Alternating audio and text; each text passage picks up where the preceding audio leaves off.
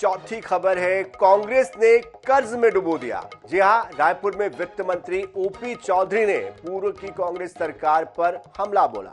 OP Chaudhary ने आरोप लगाया कि कांग्रेस सरकार ने प्रदेश को कर्ज में पूरी तरह से डुबो दिया है। कांग्रेस ने जीएसटी एक्साइज और माइनिंग सहित सभी जगहों पर माफिया राज कायम किया है। अब बीजेपी सरकार प्रदेश के हालात को सुधार रही है।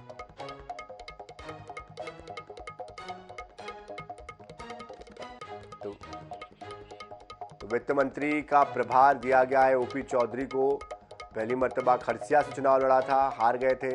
रायगढ़ से चुनाव लड़ा, अब की बार विधायक बने, मंत्री बने और चुनाव के बाद सभी अटकलें लगा रहे थे कि बड़ी जिम्मेदारी उनको दी जाएगी और जिम्मेदारी जब दी गई तो वित्त मंत्री उनको बनाया गया और आज एक बड़ा बयान उन्होंने दिया।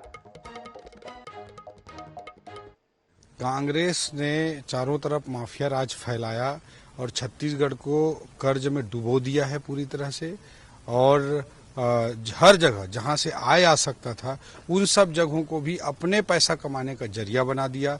चाहे जीएसटी, स्टेट जीएसटी की बात हो, राज्य का जो जीएसटी सिस्टम होता है, या एक्साइज की बात हो, माइनिंग की बात हो, सब जगह माफिया राज स्थापित करके आय को भी नहीं होने दिया और छत्तीसगढ़ को कर्ज में डुबो करके छत्तीसगढ़ के को दिवालियेपन के कगार पर ढकेल दिया है। निश्चित रूप से विष्णुदेव साय जी के नेतृत्व में हम वित्तीय व्यवस्था को लगातार प्रयास करके पूरे सिस्टम में गुड गवर्नेंस स्थापित करके वित्तीय हालात को भी ठीक करेंगे और मोदी की सभी गारंटियों को भी पूरा करेंगे।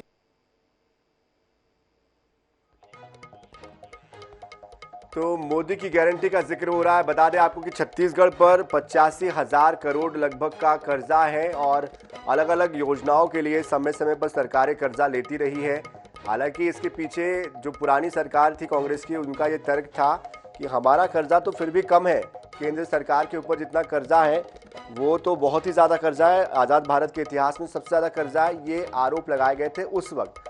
लेकिन चूंकि चाहे वो बीजेपी हो या कांग्रेस हो, कहीं की भी सरकार हो, समय समय पर कर्जा लेती रही है और जो योजनाएं होती हैं उनके लिए कर्जा लिया जाता है। सुरेंद्र वर्मा जी कांग्रेस के प्रवक्ता हमारे साथ जुड़ चुके हैं। सुरेंद्र जी, ओपी चौधरी जी जो कि वित्त मंत्री बन चुके हैं अब छत्तीसगढ़ के, उन्होंने सीधे सीधे आरोप लगा दिया है तत्कालीन कांग्रेस सरकार पर कि छत्तीसगढ़ को कर्ज में डुबो दिया है और एक तरीके से वित्तीय स्थिति को पूरी तरीके से खराब कर दिया।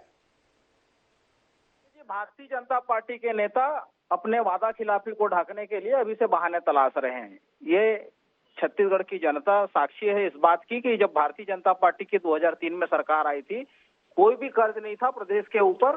3,000 करोड़ से अधिक का जो है सरप्लस फंड था। 15 साल के रमन सिंह के कुशासन में जिस तरह से कर्जे में लादा गया, घटिया एक्सप्रेसवे, अनुपयोगी स्काई वॉक, घटिया मोबाइल, घटिया टिफिन जैसी योजनाएं कमीशन खोरी को फोकस करके लाई गई थी। यहाँ पर आप भी इस बात के गवाह हैं कि जो एनआरडीए और आरडीए के सारे खाते सीज हो गए थे, भारतीय जनता पार्टी के नेताओं का चारागाह था। पिछले 5 साल में भूपेश सरकार ने कुशल वित्तीय प्रबंधन और अनुशासन के माध्यम से ये साबित किया कि प्रदेश की जनता पर पिछले 5 साल में कोई नया कर्ज नहीं लादा गया था। पिछले 4 साल से 3 साल से जो है बजट में सरप्लस बजट का प्रावधान है, कोई नया कर्ज नहीं लाया गया। देश के भीतर 28 राज्यों में 4 ऐसे राज्य हैं जिन्होंने पिछले 3 साल से कोई नया कर्ज नहीं लिया, उसमें छत्तीसगढ़।